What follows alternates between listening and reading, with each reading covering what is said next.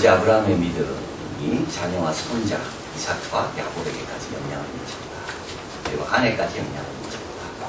말씀드렸는데 오늘은 모세의 믿음입니다. 근데 히브리서 11장에서 믿음을 소개하면서 부모의 믿음이 나온 것은 모세가 처음입니다. 믿음으로 그 부모는 바로의 명령을 두려워하지 않았는데 모세도 역시 자라서 바로를 두려워하지 않았다. 이 두려워하지 않았다. 동일한 말씀이 쓰여지고 있습니다. 부모가 두려워하지 않으니까 자녀도 두려워하지 않는다. 부모가 쩔쩔매면 자녀도 쩔쩔맨다. 히브리서 독자들은 모세에 대해서 많이 들어왔습니다. 모세가 정한 제사를 소개하면 이보다 훨씬 뛰어난 제사가 예수님에 의해서 다 드려졌다. 모세가 정한 성소 얼마나 아름다운가. 그러나 이제 하나님의 아들의 피로 단번에 다 드려졌기 때문에 더 좋은 장막이 우리에게 있다. 모세는 얼마나 귀한 분이지만 또 훌륭한 분이지만 사환으로 종으로 아버지를 섬기셨다면 예수님은 주인으로 섬기신 분입니다. 모세보다 뛰어난 예수님. 그러나 오늘 본문에서는 그 모세의 믿음에 대해서 잘 말씀을 드리겠습니다. 그래서 아브라함의 믿음, 모세의 믿음, 이 두 사람의 믿음이 가장 뛰어난 믿음이었기 때문에 가장 길게 소개하는 거예요. 모세의 믿음은 어떤 믿음입니까? 영향받은 믿음입니다. 모세의 믿음은 갑자기 생긴 게 아니라 부모로부터 영향을 받은 믿음입니다. 모세가 태어났을 때 아름다운 아이를 보고 믿음으로 숨겨 키운 부모의 그 믿음. 이때는 아주 무서울 때입니다. 아들 낳으면 즉시 나이가 갈수록 던져줍니다.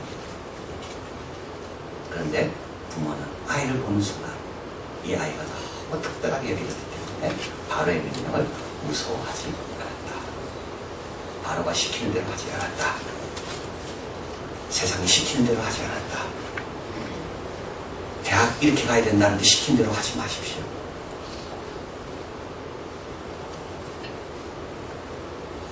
바로가 시키는 대로 바로를 두려워하지 않았어. 대학을 두려워하지 않는데 대학 못 가면 어떻습니까? 뭐 그게 두렵습니다.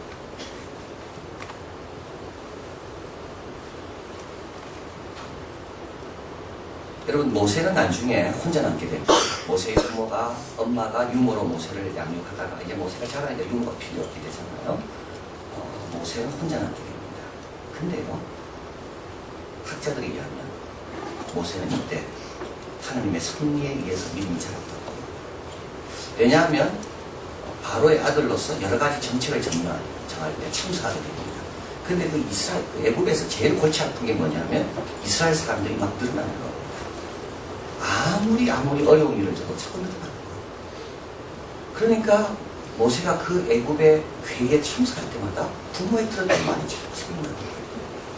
하나님이 택한 백성은 틀림없구나.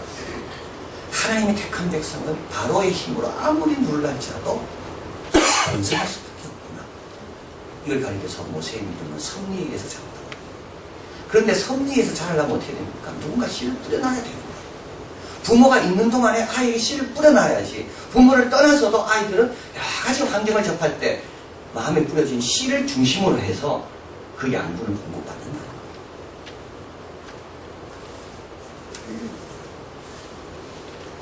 테드 트립은 마음을 다루면 자녀의 미래가 달려진다 책에서 아이의 인격체가 형성되는 두 가지 요소가 결합돼야지 아이라는 정체성, 아이가 형성된다는 것. 두 가지 요소. 첫째 하나는 그의 생활 경험입니다. 뭘 경험하는가가 형성합니다. 근데 더 중요한 것은 이 경험과 어떻게 상호작용하는가. 여러분 나쁜 거 경험한다고 다 나쁜 사람 되는 거 아닙니다. 힘든 거 경험한다고 다 어려워지는 거 아닙니다.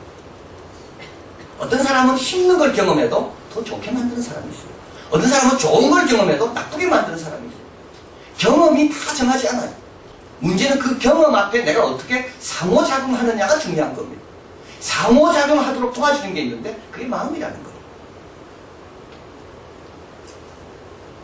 감사하게 받으면 번역해 옵니다.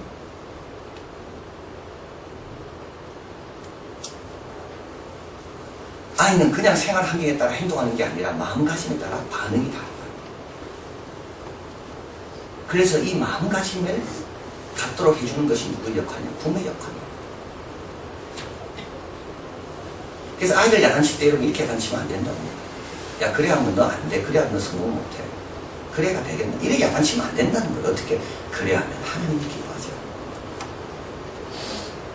아이들 칭찬할 때도, 야, 너 그래 하면 성공하겠다. 그래 가르치면 안 된다. 그래 하면 하나님이 기뻐하시겠다.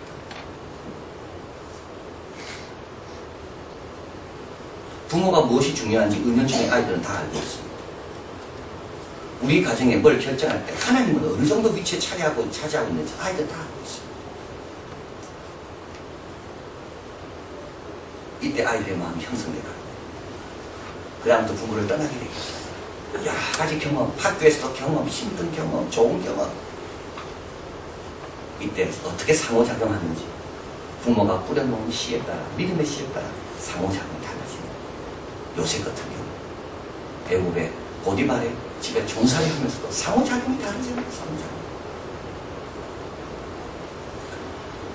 모세의 믿음은요, 부모로 영향받은 믿음이다. 두 번째 모세의 믿음은 하나님과 백성과 함께하는 것이 더 나은 것을 알고 살게 된다. 여러분 한번 보겠습니다. 25절 같이 읽어볼까요? 도리어 하나님의 백성과 함께 고난받기를 잠시 죄악의 낙을 누리는 것보다 더 좋아하고 26절 그리스도를 위하여 받는 능력을 애굽의 모든 보화보다 더 큰 재물로 여겼으니 이는 상 주심을 바라. 하나님 백성과 함께하는 것을 좋아하는 것 모세입니다. 바로의 궁정에 거한 것보다 하나님 백성 있는 곳에 거하는 것이 더 낫다. 바로의 딸의 아들이라 칭함받는 것보다 내가 하나님 백성과 함께하는 것이 더 낫다. 하나님과 백성과 함께하기 위해서 내가 버려야 될 것이 많이 있지만 그래도 나는 하나님과 백성과 함께하는 것이 훨씬 낫다.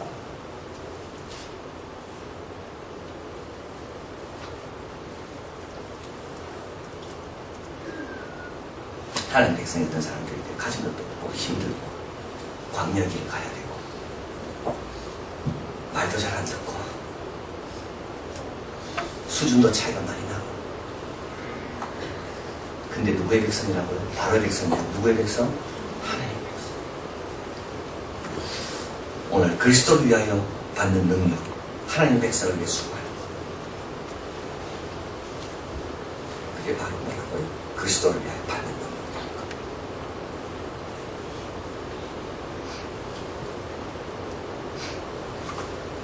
예수님은 이때는 계시지 않았어요. 예수님은 훨씬 후대 사람입니다.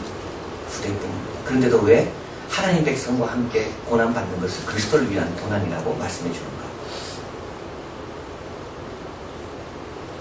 바로 성도에게 하는 것이 하나님께 하는 것이기 때문에.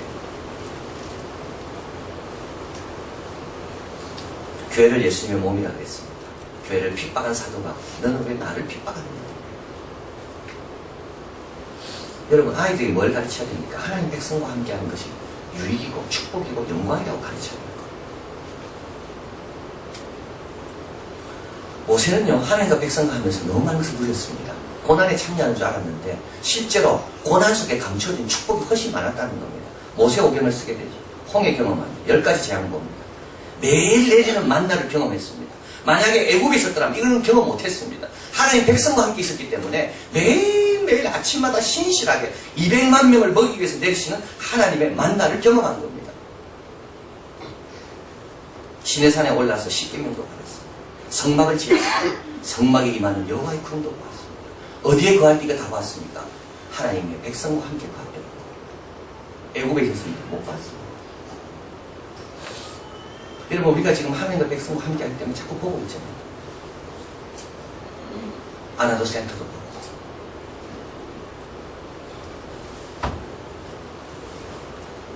리처드 필립스는 말합니다. 여러분 잘 들으십시오. 하나님 백성과 함께하는 곳은 언제나 여러분이 있기를 원하는 곳이 되어야 됩니다.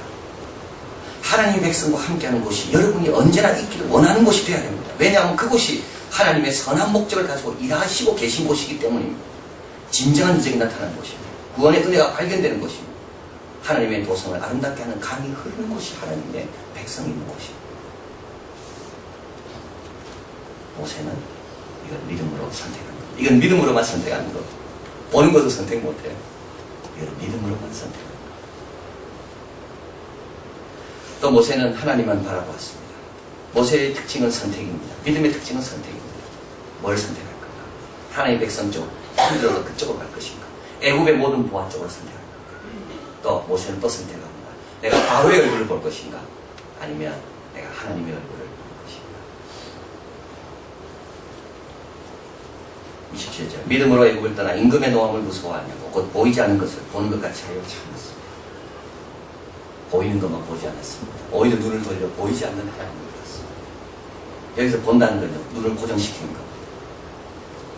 모세는 알았습니다. 뭘 알았을까요? 바로를 자꾸 쳐다보면 약해진다는 걸 알았습니다. 세상을 자꾸 쳐다보면 세상에 힘을 잃는다는 걸 알았어요. 바로의 능력, 바로의 군대를 자꾸 쳐다보면 내 믿음이 줄어든다는 걸 알았어요.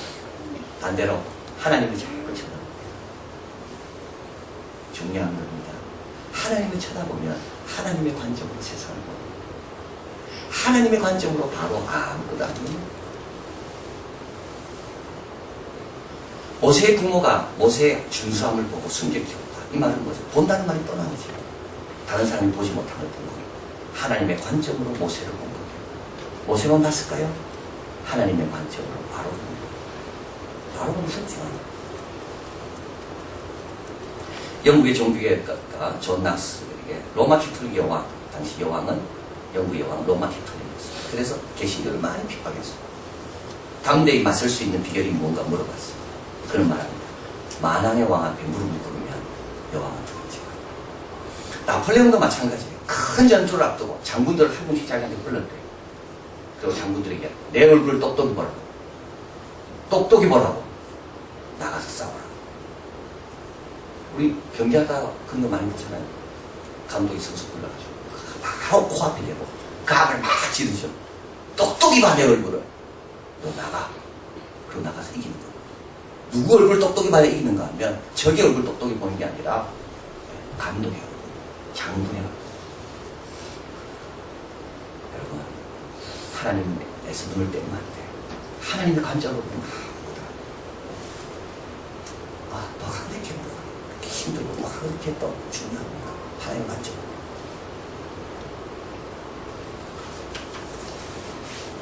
마지막으로 모세의 믿음은 아벨의 믿음처럼 하나님 방법을 믿는 믿음입니다. 오늘 본문에 한번 가봅니다.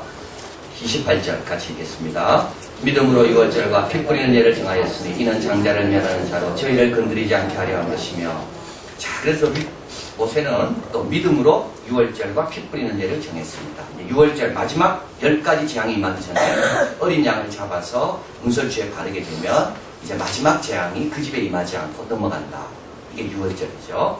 그래서 하나님께서 모세를 통해 어린 양을 다 잡으라 그랬습니다. 모세는 이때 이 뜻이 뭔지 몰랐습니다. 왜 갑자기 어린 양을 잡으라 그랬는지. 어린 양이 백성을 구원했다는 전례는 한 번도 없습니다. 그리고 흠없는 양을 산다는 건요, 그건 돈도 많이 들어가는 겁니다. 가인과 마찬가지가 될 수가 있는 거죠. 하나님 그냥 있는 거 내면 되지. 왜 꼭 어린 양 피를 흘려서 내야 됩니까? 모세는 어떻게 했다고요? 이해되지 않았지만, 값이 나가는 거였지만, 전례가 없는 거였지만, 6월절 어린 양 피 뿌리는 예를 믿음으로 전했다. 여러분, 이해 안 되는 건 너무 많습니다. 내일 살펴보겠지만, 여리고로 왜 7바퀴 돌아 그럽니까?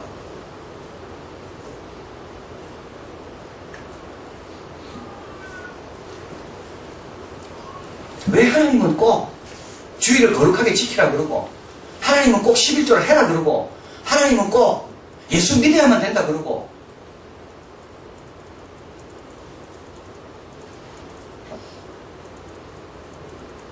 (6월절) 피 뿌리는 일을 정했습니다. 29절 어떻게 됐나요? 29절 믿음으로 저희가 홍해를 지나치는 것이죠. 모세가 쭉 나오다가 갑자기 저희로 바뀌죠. 6월절 피 뿌리는 구원을 받은 사람은 홍해 앞에서도 물러서지 않는다. 홍해가 두렵지 않는 자가 되는 겁니다. 그리고 하나님께서 그런 자는 책임지신다. 홍해가 있다 할지라도 하나님 책임지신다. 그래서 뭐가 필요해요? 피 뿌리는 예가 필요해요. 남을 위해서 도전하고 선한 일 하는 거 중요합니다. 그러나 뭐까지 해야 돼요? 피 뿌리는 예까지 해야 돼요. 구원받게 만들어야 되는 거예요. 좁은 길로 들어가도록 주장하고 고집 부려야 되는 거예요. 넓은 길로 가도 좋다. 모세의 믿음은 영향받은 믿음입니다. 모세의 믿음은 영향을 미치는 믿음입니다. 피 뿌리는 예를 타협하지 않고 지나고. 그래서 저희가 어떻게 됐다고요? 홍해를 육지같이 걷는 겁니다.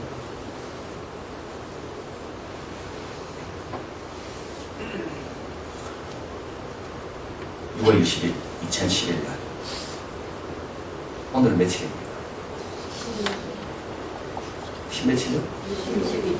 오늘 20일입니까? 16일요? 아니 16일밖에 안 됐습니까? 6월 20일자 내가 미리 알고 말씀드리는 겁니다. 2011년 6월 20일자 타임즈에 나온 기사입니다. 틀림없이 나와 있을 겁니다. 6월 20일에 가보시면. 고등학생들에 대한 이야기예요. 고등학교 점수, 고등학교 생활. 그것이 모든 걸 결정짓는다고 우리는 생각한다고 합니다. 고등학교 성적이 좋아야 대학 성적도 좋고 직장 가고 성공하고, 고등학교에서 인기가 좋아야 성공할 가능성이 있고, 그래서 고등학교 시기가 무척 중요하다. 그리고 이게 베이비붐 제너레이션 1957년 요때부터 미국의 고등학교 하이스쿨이 아주 중요한 역할을 하게 됐다는 거예요. 그런데 이 기자는 많은 연구가 그렇지 않다는 겁니다. 박상현이가 지금 다른 겁니다. 유니버시티 오브 윈스콘신 메디슨입니다.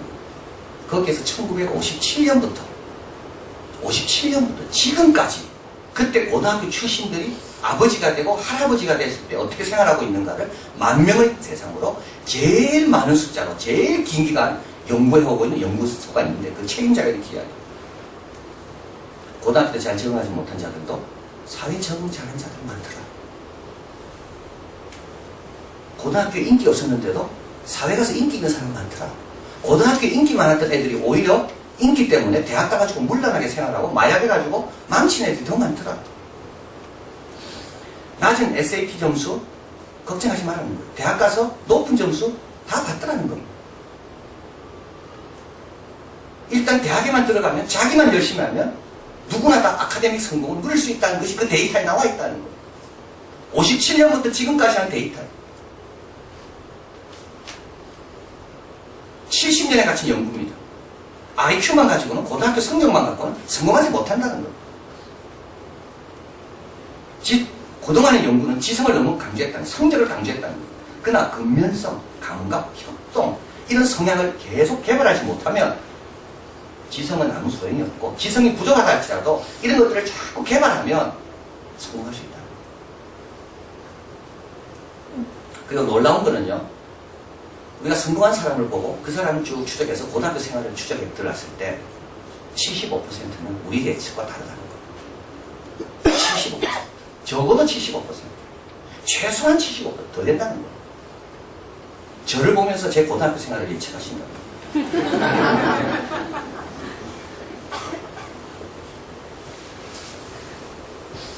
많이 틀릴 거예요.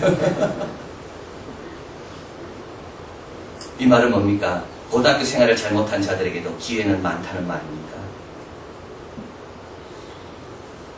이 말은 뭡니까? 너무 고등학교 때 너무 성적 가지고 그래 두려워하지 말라는 말입니다. 로빈이라는 작가를 소개합니다. 그는 고등학교 때 아웃사이더, 소속할 수 없는 왕따 같은 생활을 했던 아이입니다. 그러나 이제 미국의 아주 유명한 청소년 작가입니다. 네가 건강치 못하고 파괴적인 일만 하지 않는다면 네 자신에 대해서 자부심 가져라. 너는 언젠가 내 존재 자체로 인해 제대로 평가해줄 사람을 만나게 될 것이니까 네 자신에 대해서 자부심 가져라. 그래서 이 타임즈의 조사를 한 이 유명한 여성 작가가 자기 고등학교에서 졸업 연설을 했다는 소식을 듣고 자기 고등학교 생활을 돌이켜봅니다. 그리고 이걸 쭉 써가는 겁니다. 그러면서 자기가 이제 고등학교 졸업식에 가서 할 말이 생각났다는 거예요. 네가 생각하고 행하는 것에 제한을 두지 마라. 참 이렇게 말하고 싶어요. 나 역시 수줍음 많고 내 긴 머리에 내 얼굴을 가려야 할 만큼 열등감이 많은 학생이었지만, 그러나 지금은 TV에도 나가고 내 책을 출간하고 내 그들을 신문에 기록한다. 나는 너희들이 이렇게 말하고 싶다고 써.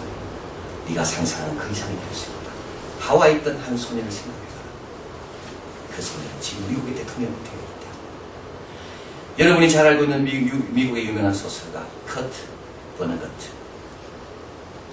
그가 졸업 앨범에 뭐라고 적혀 있는지 알고 있느냐? 고등학교 졸업 Just Cut 베네거트라고 쓰여져 있다. 고등학교 생활, 거기에 모든 것이 좌우된다고 생각하지 마라. 그래서 이 타임즈의 제목은 Don't worry, there's life after high school. 걱정하지 마라. 고등학교 이후에도 얼마나 복된 삶이 있다. 여러분, 마땅히 할 것을 아이에게 가르치라. 그래야만 늙어서 떠나지 않는다 했습니다. 뭘 가르쳐줄까요? 세상을 부정하지 않도록 가르치십시오. 시험 앞이라고 주일날 교회 빠지는 그런 아이로 키워가 되지 않아요.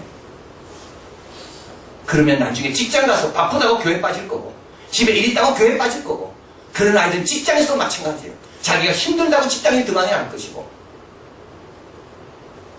그리고 하나님의 백성과 함께하는 것을 소중하도록 가르치십시오.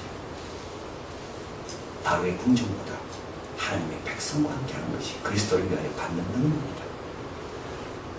그리고 주보혈, 주님의 방법, 그걸 의지해야 된다. 그러면요, 어떤 경험을 해도 걱정 안 하셔도 됩니다. 그렇게 그런 마음과 그런 관점으로 상호작용하면 뭐든지 감사함으로 복된 것으로 바꾸는 자들이 될 수 있기 때문에 모세입니다.